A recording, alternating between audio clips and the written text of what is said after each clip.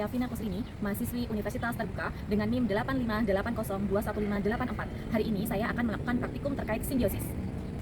Alat-alat yang dibutuhkan dalam melakukan praktikum ini yaitu yang pertama yaitu pena, yang kedua yaitu lembar pengamatan, dan yang ketiga yaitu alam sekitar. Teman-teman, apakah teman-teman tahu apa itu simbiosis? Nah, simbiosis adalah hubungan antara dua makhluk hidup, bisa hewan dengan hewan ataupun hewan dengan tumbuhan. Nah, teman-teman, yang akan saya lakukan praktik hari ini yaitu terkait simbiosis parasitisme.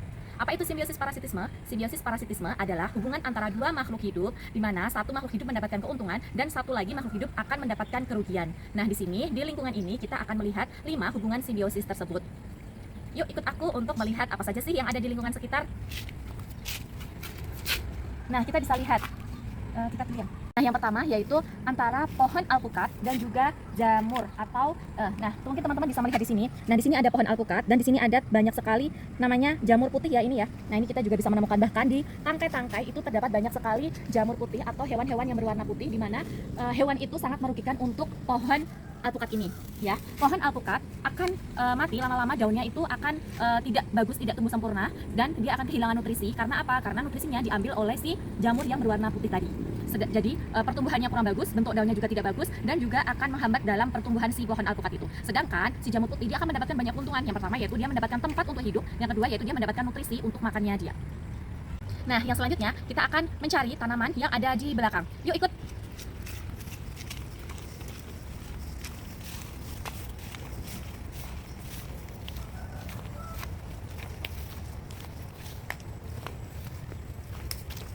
Nah, di sini ada pohon jambu yang setiap harinya itu dia itu berbuah sangat lebat. Akan tetapi kita tidak bisa memakan jambu-jambu tersebut karena ternyata di dalamnya itu terdapat ulat sehingga jambunya itu menjadi busuk.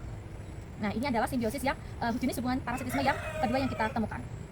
Jambu, pohon jambu, dan ulat.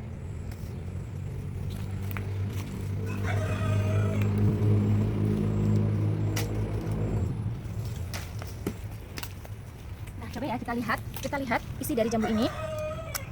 Nah, mungkin bisa melihat bahwa di dalam sini terdapat ulat yang akhirnya menyebabkan jambu ini menjadi busuk. Nah, hubungan yang terjadi yaitu ulat itu akan mendapatkan makanan dan tempat untuk hidup, dan sedangkan pohon jambu terutama buahnya itu sudah tidak bisa lagi untuk dikonsumsi karena akan busuk. Jadi yang dirugikan adalah pohon jambu, sedangkan yang diuntungkan adalah si ulat. Selanjutnya yaitu contoh simbiosis parasitisme adalah ulat yang ada di tanaman hias. Jadi ulat ini nanti akan memakan daun-daun dari si tanaman hias ini sehingga tanaman hias ini sudah tidak memiliki daun seperti ini dan akhirnya lama-kelamaan bisa mati.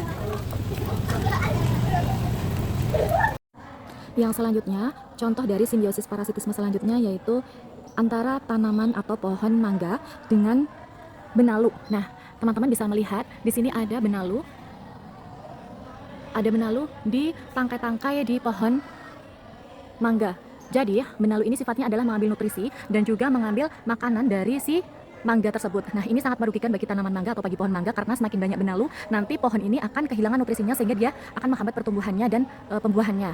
Nah, sedangkan si benalu ini akan mendapatkan keuntungan yang besar karena dia punya tempat atau punya inang untuk dia hidup dan juga dia akan mendapatkan makanan. Nah, yang selanjutnya yaitu simbiosis parasitisme yang dapat kita temui pada hewan kucing. Nah, apa sih yang ada di hewan kucing? Yuk kita lihat. Nah, pada hewan kucing ini itu juga terdapat kutu yang hidupnya biasanya ada di kulit ataupun di bulunya.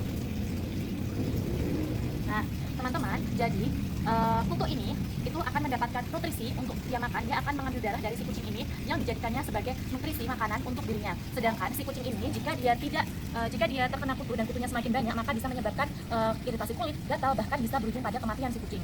Nah, jadi yang dirugikan adalah kucing, sedangkan yang mendapatkan keuntungan adalah si kutu yang ada di kulit kucing tersebut.